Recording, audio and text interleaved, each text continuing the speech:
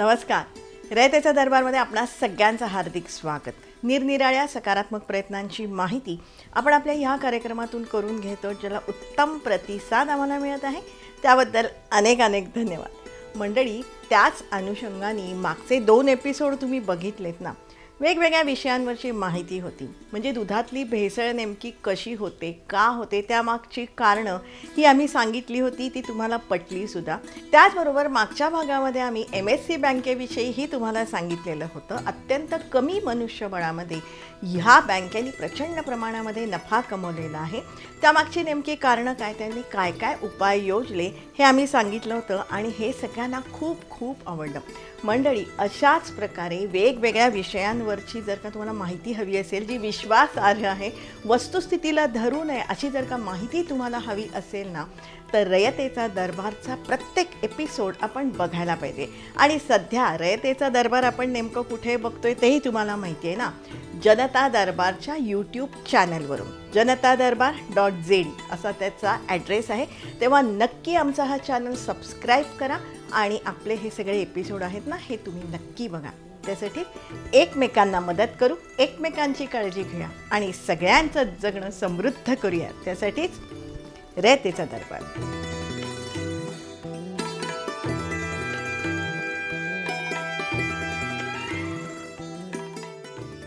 रयतेचा दरबारमधला आपला आजचा विषय ही खूप छान आहे. तुम्हाला सगळ्यांना अतिशय आवडेल. तुर्तास आपल्या सभोवताली जी परिस्थिती आहे ना, या परिस्थितीविषयीचा आपला आजचा विषय आहे. म्हणजेच प्रचंड पाऊस, पूर परिस्थिती, खड्डे, डोंगर, दरडी कोसळणं, आजार इत्यादी इत्यादी. थोडक्यात विस्कळीत जनजीवन. सध्या पाऊस प्रचंड पडतोय, त्यामुळे ह्या समस्या आहेत असं सांगितलं जाते. पण मंडळी, सध्या पडतोय इतका किंवा त्याहीपेक्षा प्रचंड पाऊस पडल्याच्या इतिहासामध्ये नोंदी आहेत. पण तेव्हा त्या पावसाचा त्रास झाला नाही. जो पाऊस पडला तो नद्यांमधून वाहून गेला. मंडळी, 100 वर्षापूर्वीपर्यंत आपल्या पश्चिम किनारपट्टीवरती मोठाली गलबतं येत असत. भाट्याच्या खाडीमध्ये मोठी मोठी गलबतं आतपर्यंत यायची. आता मासेमारी 2 माणसं बसणारी होडीसुद्धा बोटीच्या वेळेला येऊ शकत नाही. म्हणजे काय झालंय तर, म्हणजे जर कोकण हे एक चेहरा समजला तर त्याचे सगळे सायनसेस ब्लॉक झाले. माणसाच्या सगळ्यांना कंबंद झाली तर काय परिस्थिती होते. प्रचंड सर्दी झाल्यानंतर तसं कोकणाची परिस्थिती आहे. 22 नद्या या गाळांनी 20-40 फूट भरलेल्या आहेत. खाडी उथळ झाली. त्यातूनही आताची परिस्थिती काय आहे? नद्या, धरणं, बंदरं सगळी प्रचंड गाळांनी भरलेली आहे. त्यातही नद्यांना येणारे पूर ही मोठी समस्या आहे. नदी म्हणजे जीवनवाहिनी. नदीचा धर्म आहे वाहणं, पण ते घडत नाही आहे. नद्यांची पात्र गाळांनी भरलेली आहेत. पाऊस आला की नदीतलं पाणी वाढतं. पात्र खोल नसल्यामुळे ते इतरत्र पसरतं. त्यातून शेतजमिनी खरडून निघतात. घरांमध्ये पाणी शिरते. प्रचंड नुकसान होते. त्यातून स्थलांतरही मोठ्या प्रमाणात होते. गावं ओस पडत आहेत. शहरात गर्दी होते आहे. जनजीवन भकास होत आहे. आणि म्हणूनच नदी वाचवण्याची गरज आहे. शेती आणि शेतकरी वर्गाला वाचवण्याचीही गरज आहे. आणि त्यासाठी या विषयाचे जाणकार, अभ्यासक, कार्यकर्ते, विविध संस्था खूप काम करत आहेत. त्याच अनुषंगाने चला जाणूया नदीला अभियान आहे. त्यांनी नांदेड जिल्ह्यातल्या मन्याड नदीचं जीवन प्रवाहित केलं आहे. 2022ला चला जाणूया नदीला हा अभियान सुरू झालं. त्या अभियानामध्ये मी राज्यस्तरीय समितीचा सदस्य आहे. सर पण आहेत त्या समितीमध्ये. आणि मन्याड नदी आम्ही घेतली होती अभ्यासाला. अभ्यास पूर्ण झाल्यानंतर आम्ही छोटीशी पुस्तिका प्रकाशित केली. त्या पुस्तिकेचं नाव मी मन्याड बोलते. आणि त्याच्यामध्ये हे सगळे त्या सगळ्या समस्या आम्ही तिच्या मांडल्या. मग त्यावेळेस काय केलं, जिल्हा प्रशासन तिथे अभिजित राऊत नावाचे जिल्हाधिकारी होते. त्यांच्यापर्यंत ही गोष्ट केल्यानंतर त्यांना कन्व्हिन्स झालं. त्यावेळेस मी आणि डॉक्टर अजित गोखले मन्याडला गेलो. त्यांना दाखवलं. ही कन्व्हिन्स्ड. त्यांनी सगळीकडे बघितलं. ते म्हणले की आपण करूया. मग त्यांनी काय केलं की आम्ही त्यांना प्रस्ताव दिला की ती स्थानिक एक संस्था आहे. त्या संस्थेचं नाव आहे संस्कृती संवर्धन मंडळ. त्या संस्कृती संवर्धन मंडळ आणि नाम फाउंडेशनला आम्ही विनंती केली. या दोघांचा आणि जिल्हा प्रशासनासोबत एकत्र करार करून आपण गाळ काढण्याचं काम करू. गाळाचा अंदाज बॅटिमेट्रिक ॲनालिसिसमुळे गाळाचा अंदाज आम्ही काढला नाही, पण सर्वसाधारण ढवळमानामध्ये किती गाळ असावा. हां, आणि माती वाळू पुढं मांजऱ्यामध्ये, पण इथं तर मातीच आहे. मी म्हणालो ना इथपर्यंत माती, ती माती कमीत कमी 18 लाख घनमीटर असावं असं डॉक्टर गोखलेंनी सांगितलं, आणि त्याच्यापेक्षा जास्तच आहे, कमी तर नक्कीच नाही. पण आता काढली की? मग ती काम काय केलं? आम्ही 2023ला काढायचा प्रयत्न केला, काढली. मंडळी, 2025 साली या भागातली परिस्थिती नेमकी काय होती ना, तेही आपण समजून घेऊया. कालांतरानं कुटुंबाचा आकार छोटा झाला, शेतीमध्ये यांत्रिकीकरण मोठ्या प्रमाणावर आलं आणि हे उन्हाळ्यात शेती नांगरून ठेवलेली शेती त्या पावसाच्या पाण्यामध्ये याच्या शेतीतला सगळा गाळ माती ह्याची धुपून आणि ह्याचं फार मोठ्या प्रमाणावरती सॉईल इरोजन होऊन हा सगळा गाळ माती ही जी खूप कसदार माती असते ही सगळी शेती नदी पात्रात येऊन बसली आणि त्याच्यामुळं आज जवळजवळ 20 ते 25 फूट उंचीचा गाळाचा थर, रेतीचा थर ह्या नदी पात्रात येऊन बसलेला आहे. त्याच्यामुळे नदीचं पात्र एवढं उथळ झालं की जवळजवळ काही ठिकाणी तर नदी अगदी जमिनीच्या लेवलला सपाट झाली की काय असं लक्षात येतं. आणि यामुळं अगदी लहान मोठ्या पावसात सुद्धा या नदीच्या पात्रात पाणी मावत नसल्यामुळं ते आजूबाजूच्या शेतीत पसरायला लागलं. मेन आमच्या गाव जे रस्ता झालेला आहे, रस्त्याची उंची वाढवल्यामुळं त्या रस्त्याला पाणी अडवून बॅक तिकडं पाणी चाललं, वापस पाणी चाललं. पूर्वी रस्ता व्हायच्या पूर्वी शेवाळा गावच्या उत्तर बाजूला एक नाला होता. ते आल्लूरच्या बसरणापासून जेव्हा नदीचं ओव्हरफ्लो होते तेव्हा तिथून ते नाल्याचा प्रवाह चालू होतो आणि ते जाण्यासाठी जवळपास 200 मीटर रुंदीनं प्रवाह वाहत होता. आता तिथे त्या ठिकाणी ब्रिज करून 30 मीटरमध्ये पाणी सोडल्यामुळं ते पाणी अडून मागे जास्त बॅकवॉटर जाते. आणि दुसरे गावच्या दक्षिण बाजूला पण एक ब्रिज बांधकाम झालेलं आहे, त्या ठिकाणी पण 200 मीटर पाणी वाहत होतं. ते सुद्धा पाणी 15-20 मीटरमधून गेल्यामुळं बॅकवॉटरचं पाणी प्रवाह गावामध्ये शिरायला आणि बाकीच्या गावाला नुकसान व्हायला.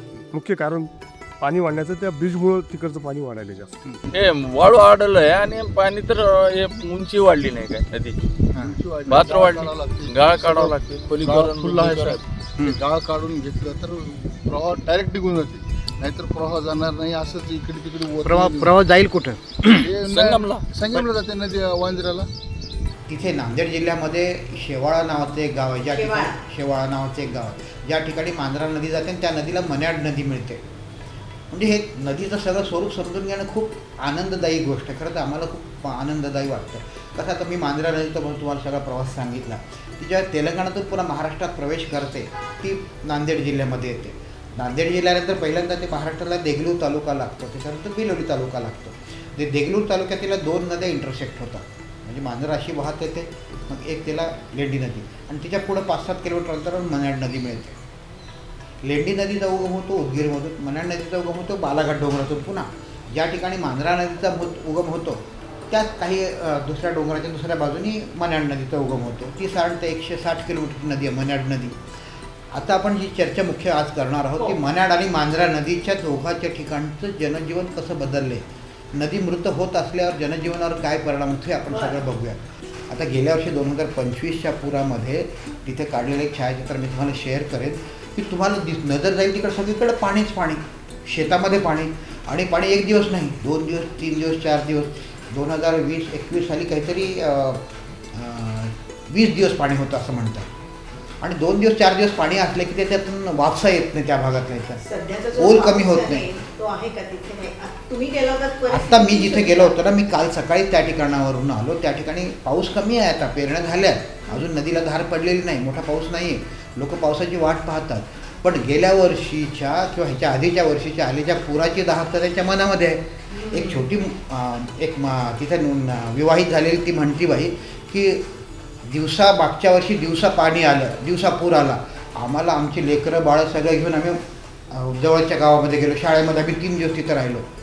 हे जर रात्री आलं तर आम्ही कुठं जावं, त्यांच्या भाषेत आम्ही कुठं जावं रात्री आलं तर, आमची लेकरं बाळं घेऊन काय करावं, वीज बंद असते, रस्ते दिसत नाहीत, काय करावं, सगळीकडून पाणी घेरलेलं आहे.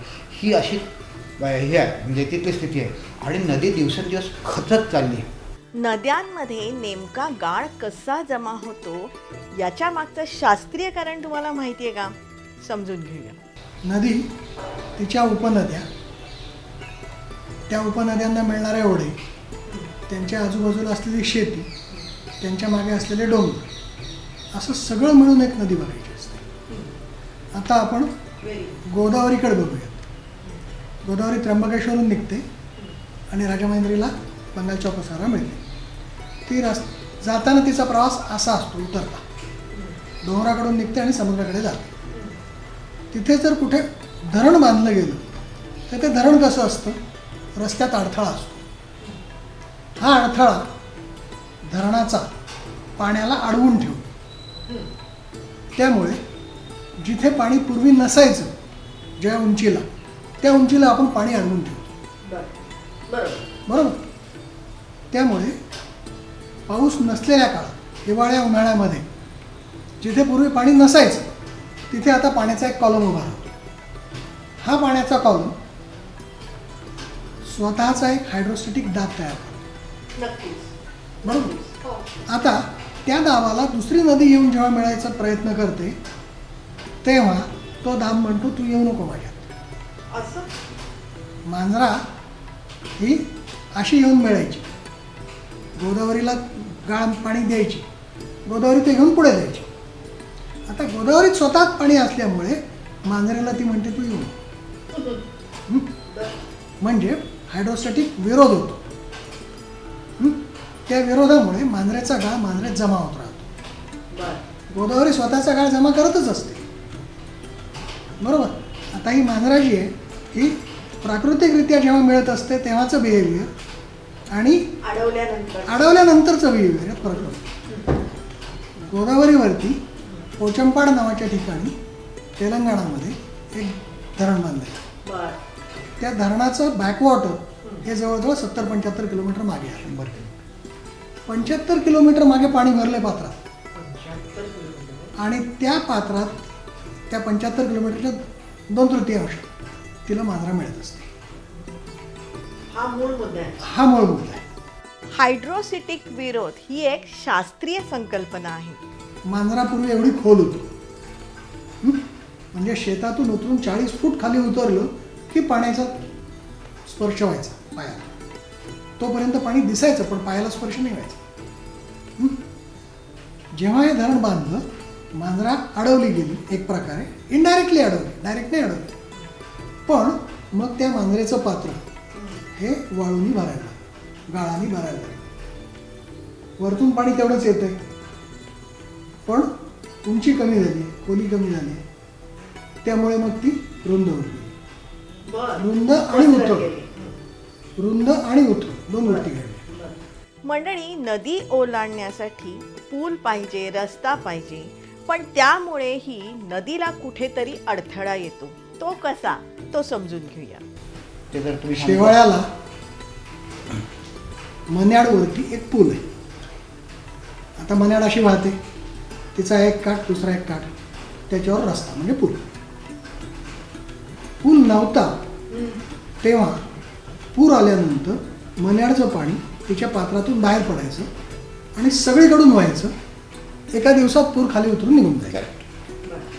आता काय झालंय, आता हा जो काय रस्ता तयार झालाय तो रस्ता बांध झालाय, नाही कॉन्क्रीट नाही नुसतं, दोन्ही बाजूला रॅम्प आहे. ते रॅम्प मातीने भरलेले रॅम्प आहेत, त्याला आरी वॉल म्हणतात, रिएन्फोर्स्ड अर्थ वॉल. रिएन्फोर्स्ड अर्थ वॉलनी त्या पुलाचे 2 अप्रोच रोड केले. वरती हा पूल, बरोबर. हा एवढा जो एरिया तिथून पूर्वी मन्याड फ्री व्हायची, तो आता बांधला गेलाय ना, त्यामुळे तो पूल नुसता पूल न राहता धरण झाला. आणि त्या धरणाला तोंड फक्त मन्याड एवढंच आहे. पूर आला 2 दिवसात, राहिला 20 दिवस. रस्ते हवेत, विकास हवा, काय प्रॉब्लेम नाही. त्यात करायची काय गोष्ट लक्षात घ्या. हा रॅम्प बांधला, हे 2 रॅम्प बांधलेत की नाही. या 2 रॅम्पमध्ये जसं नदीचा गाळा सोडलाय तसं ठिकठिकाणी गाळे सोडणं शक्य आहे. सहज सोडणं शक्य आहे. मोठ्या मोऱ्या करा. या सगळ्या नद्यांमधला गाळ काढण्याची नितांत आवश्यकता आहे. पण त्या बाबतीमध्येही आपलं जे वाळू धोरण आहे ना, त्याच्यामध्ये अनेक निर्बंध आहेत. वाळू काढायला परवानगी बंद कशामुळे झाली ते सांगतोय. पूर्वापार नद्या व्हायच्या, आपल्याला आवश्यक तेवढी वाळू सगळेजण काढून आपापली घरं बांधत होती सगळं भारत देश नाही, जग सगळं वाळूवरच बांधलं गेलं आहे ना. घरं वाळूवरच बांधलेली, सिमेंट वाळू विटा त्याच्यावरती, बरोबर. अशा वाहणाऱ्या नदीमध्ये ठिकठिकाणी जिथे वाळू असेल तिथे ते काढून आपली आपली कामं छोटी छोटी करत होते. मग या नदीवरती उगमाजवळ मोठं धरण बांधलं. ते धरण बांधून उद्योगाकरता आणि शेतीकरता पाणी लांब लांब पांगवून दिलं. मग दुसरं धरण बांधलं, त्या धरणाने पण पाणी पांगवलं. ही 2 मोठी धरणं झाल्यानंतर खालचा पाण्याचा प्रवाह कमी झाला. तो प्रवाह कमी झाल्यानंतर तिथे कामं चालूच होती. त्यांना पाणी हवं होतं, त्यांना वाळू हवी होती. लोकांनी वाळूत खड्डे करून पाणी प्यायले. सरांनी पण लहानपणी प्यायलेलं आहे. मीही असे वाळूचे खड्डे करून पाणी घेऊन प्यायलेलो आहे. वाळूत खड्डे करून पिणं हे उन्हाळ्यामधल्या बहुतेक सगळ्या नदीकाठच्या गावांचं एकदम स्टेबल पाण्याचा सोर्स होता. तो शुद्ध सोर्स होता. आणि मुख्य म्हणजे तशा नदींमधली वाळू काढणं सुकर झालं, कारण पाणी संपलेलं. ते वाळू काढली, वापरली. अजून एक धरण झालं तिसरं. त्या धरणांनी खालचं पाणीच सगळं अडवून टाकलं. आता नदीत वाळू असली काय नसली काय, त्या पात्रात पाणी येणार कुठून? कर्मधर्मसेवकांनी त्याच वेळेला काही कारखाने उभे राहिले या वरच्या पाण्यावरती त्याचा वापर करून. त्या कारखान्यांकरता वाळू वापरली गेली. आता पात्र आहे, पात्रात वाळू नाही, पात्रात पाणी नाही. मग त्यावेळेच्या पर्यावरणवाद्यांना असं वाटलं की वाळू काढली म्हणून पाणी संपलं. मुळात पाणी या धरणांनी धरलं ना हो. थोडक्यात नदी पात्रातली वाळू काढल्यामुळे नद्या कोरड्या पडल्या असं नाहीये, असं ह्या अभ्यासकांचं म्हणणं आहे. बरेचदा काही ठिकाणच्या नद्या असतात ना, त्याच्यामधलं वाळू काढण्याचं प्रमाण प्रचंड असतं. त्याच्यामागचं मुख्य कारण म्हणजे ह्या नद्यांपर्यंत असलेली वाहतुकीची सेवा सुविधा आणि एखाद्या मोठ्या शहराच्या जवळ असलेल्या ज्या नद्या असतात ना, त्याच्यामधल्या वाळू काढण्याचं प्रमाण प्रचंड असतं. आणि म्हणूनच ह्या साऱ्यांचं म्हणणं आहे आपल्या राज्यातल्या सर्व नद्यांमध्ये गाळ निर्माण झालेला आहे. तो गाळ काढण्याची आवश्यकता आहे. त्या बाबतीत सर्वेक्षणाची गरज आहे. आणि नद्यांमधला हा जर का गाळ काढला ना, तर नद्या पुन्हा एकदा जीवनदायिनी बनतील. थोडक्यात नद्या गाळमुक्त करणं हा सगळ्यात महत्त्वाचा उपाय आहे. मी तर तुम्हाला सांगतो, मांजरेतली वाळू काढा, मन्याडमधली वाळू काढा, लेंडीतली वाळू काढा, एक्सपोर्ट करा पाहिजे तर, किंवा त्याच्यापासून सेमीकंडक्टर बनवा आणि विका. उद्योगाला अडथळा अजिबात आणण्याची गरज नाही. त्यातून उद्योग निर्माण करा. किती उद्योग माहिती आहेत का? नुसती वाळू म्हणून जरी काढली ना, वाळूची किंमत, फक्त वाळूची किंमत 30-35 अब्ज, 30-35 अब्ज डॉलरची किंमत आहे. मी छोटं नाही सांगत. काय काढू अहो नाही, काढा वाळू. 35 अब्जाचा व्यापार नुसती वाळू म्हणून केलात तर, सेमीकंडक्टर केलं तर ते 35 लाख अब्ज होईल. आणि तिथल्या वाळू म्हणजे काय? सिलिकॉन आहे. सिलिका आहे वाळू म्हणजे. काढा ना, वापरा ना. वाळू म्हणून विकलीत तर 35 अब्ज, काच म्हणून विकलीत तर 3500 अब्ज, सेमीकंडक्टर म्हणून विकलीत तर 35 लाख अब्ज. अर्थात त्यासाठी निधीची उपलब्धता असणंही आवश्यक आहे ना. प्रत्येक नदीवरती किमान 50 ते कमाल 500 कोंडी आहेत. कोंडी म्हणजे मोठे डोह. ते डोह सगळे भरून गेलेले आहेत. पैसे आणायचे कुठून? एक गोष्ट असते, त्याला म्हणतात पर्यावरण बदलाकरता ठेवलेला निधी. किती आहे? खूप मोठ्या देशांचे खूप मोठे निधी क्लायमेट ॲक्शन फंड म्हणून ठेवलेले आहेत. मिलियन्स ऑफ डॉलर्समध्ये आहेत, बिलियन्स ऑफ डॉलर्समध्ये आहेत. कसे ॲक्सेस करायचे हे सरकारी यंत्रणांना माहिती असलंच पाहिजे. नसेल तर त्यांनी ते शिकून घेतलं पाहिजे. ते आहेत निश्चित. आणि ते जर ॲप्रोप्रिएटली वापरले तर क्लायमेट चेंजला आपण उपाय करू शकतो. आपल्या राज्यस्तरीय यंत्रणेतूनही निधी उपलब्ध होऊ शकतो. कसा समजून घ्या. नांदेडमध्ये आम्ही या नदीसाठी प्रयत्न जे केले, आम्हाला सरकारी, कारण मी शासनामध्ये होतो त्यामुळे आम्ही जिल्हाधिकाऱ्यांना अप्रोच केलं, त्यांना सांगितलं तर ते कन्व्हिन्स झाले. त्यांनी जिल्हा नियोजन समितीमध्ये DPC-मधून काही पैसे उपलब्ध करून दिले. किती? साधारणतः एक 25-1 लाख रुपये उपलब्ध करून दिले इनिशियली चांगलं केलं. 2023 साली. बऱ्यापैकी. आणि काम सुरुवात झाली. ॲटलिस्ट लोकांना समजायला लागले की काहीतरी होतंय. हां. मग दुसऱ्या वर्षी त्यांची बदली झाल्यानंतर नवीन जिल्हाधिकारी राहुल करडिले म्हणून आले. त्यांना पण ह्या गोष्टी पहिल्या दिवशी त्यांनी टूर केला. जॉईन झाल्या पहिला टूर त्यांनी मन्याड नदीवरचा केला. त्यांनी बघितले हा प्रश्न गंभीर आहे. त्यांनी पण पैसा साधनं उपलब्ध करून दिली. ते काम झालं. पण आता हे दोन्ही पुरेसे नाही आहे. पण एक सकारात्मक गोष्ट मला राज्य शासनावरची दिसते. मी तुम्हाला इथे सांगू इच्छितो की महाराष्ट्र राज्य नदी पुनरुज्जीवन प्राधिकरणे स्थापन केलं आहे. 15 ऑगस्ट 2025ला त्याचा निर्णय झाला आणि मंत्रिमंडळाने आत्ता 2025च्या डिसेंबरच्या आसपास वगैरे 2024ला निर्णय, 25ला त्यांनी काही अध्यादेश काढला. आता फेब्रुवारीला काढला तो की प्राधिकरण स्थापन झालं. त्याला 1000 कोटी रुपयाचा भाग भांडवल त्यांनी दिलेलं आहे. वित्तहानी होणारी किती आहे? हजारो हेक्टर जमीन नापीक होते आहे. 1,10,000 हेक्टर. बरोबर आहे.